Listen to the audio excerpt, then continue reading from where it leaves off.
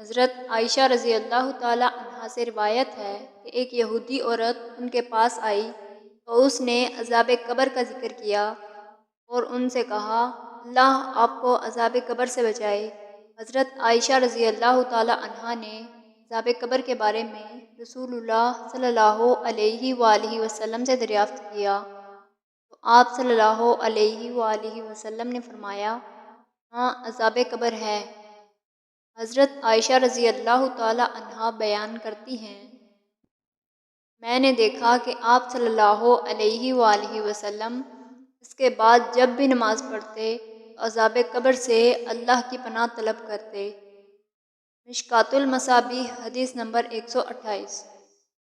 حضرت ابو ہریرہ رضی اللہ تعالی عنہ نے بیان کیا کہ میں نے رسول اللہ صلی اللہ علیہ وآلہ وسلم سے سنا، نبی کریم صلی اللہ علیہ وآلہ وسلم نے فرمایا بوڑھے انسان کا دل دو چیزوں کے بارے میں ہمیشہ جوان رہتا ہے، دنیا کی محبت اور زندگی کی لمبی امید۔ صحیح بخاری حدیث نمبر 6420۔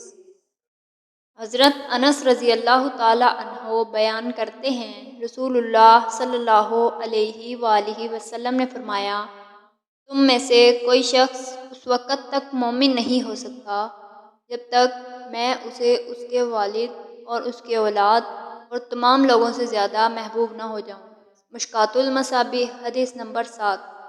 حضرت ابو ہریرہ رضی اللہ تعالی عنہ سے روایت ہے کہ نبی کریم صلی اللہ علیہ وآلہ وسلم نے فرمایا بندہ اللہ کی رضامندی کے لیے ایک بات زبان سے نکالتا ہے، اسے وہ کوئی اہمیت نہیں دیتا مگر اس کی وجہ سے اللہ اس کے درجے بلند کر دیتا ہے، اور ایک دوسرا بندہ ایک ایسا کلمہ زبان سے نکالتا ہے جو اللہ کی ناراضگی کا باعث ہوتا ہے، اسے وہ کوئی اہمیت نہیں دیتا لیکن اس کی وجہ سے وہ جہنم میں چلا جاتا ہے۔